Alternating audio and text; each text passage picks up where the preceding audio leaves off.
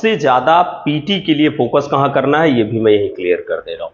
ठीक है, सामान्य परिचय से ठीक ठाक प्रश्न पूछे गए हैं, जैसे जिन शब्द किससे बना हुआ है, ठीक, या जितेंद्रिय शब्द किससे बना हुआ है, जैन धर्म का अर्थ या जैन या जिन का अर्थ क्या होता है, क्लियर, कैवल्य क्या होता है, जो सामान्य परिचय होता है उससे ज्यादातर, मतलब मुझे ऐसा लगता है कि 50% से ज्यादा प्रश्न सामान्य परिचय से पूछे गए हैं based on fact.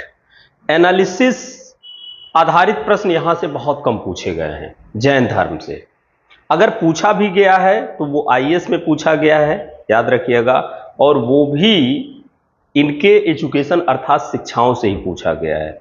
Jain convention से भी प्रश्न पूछे नहीं गए हैं, एक आध दो पूछ लिए गए हैं, ठीक, लेकिन क्योंकि हम लोग जीएस के पर्पस से पढ़ रहे हैं तो हम लोगों को समझना जरूरी है। पहला हमने आपसे कहा यह है, दूसरा इनके बारे में आपको ठीक ठाक जानकारी होनी चाहिए, तीसरा ये इससे प्रश्न ना के बराबर है, जो फिलॉसफी वाला पार्ट है इनका वो ना के बराबर है, देन यहां है, और आगे जाकर के आपको ये जैन साहित्य।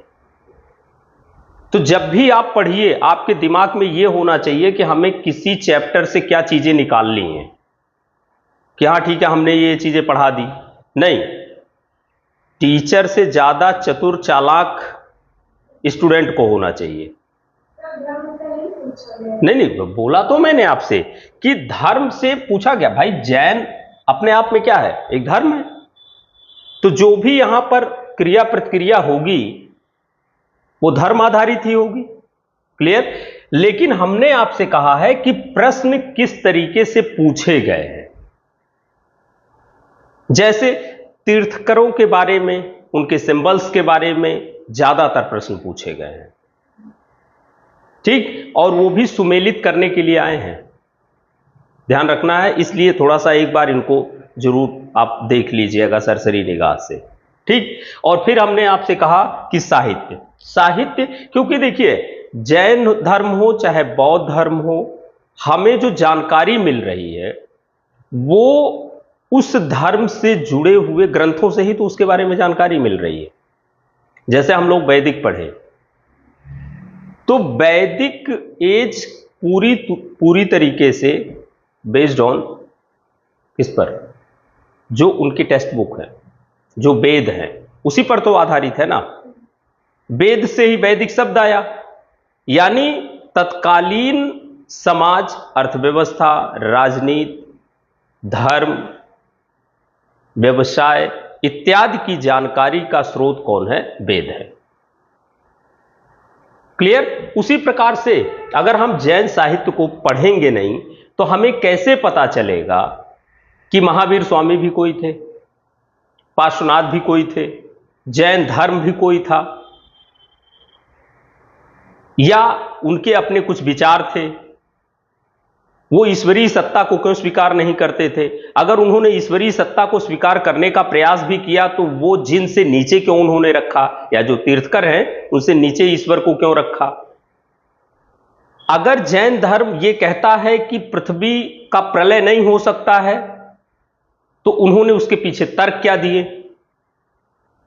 देखिए आप चीजों को अपने शब्दों में समझने का प्रयास करिए, टीचर क्या बोल रहा है या बुक क्या बोल रही है इससे मतलब नहीं है, आप अपने शब्दों में जब ढाल लेंगे ना तो वो याद रहेगा, क्लियर। तो कुल मिलाकर के हमने आपसे कहा कि हमें इसी पर फोकस रखना है, ओके। आगे बात करूं,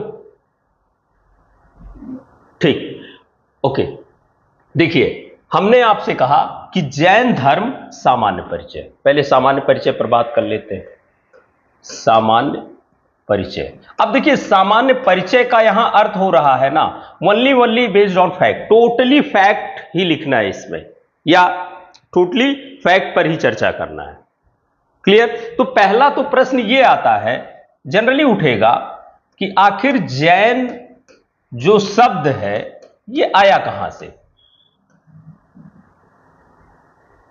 जैन शब्द जो है ये कहां से आया। हाँ जी, पढ़ा है कि नहीं, पढ़ा तो होगा ही सब लोगों ने, बताएं जरा, जैन शब्द कहां से आया है, क्या है? जिन से आया है, यही। अब जिन का अर्थ क्या होता है?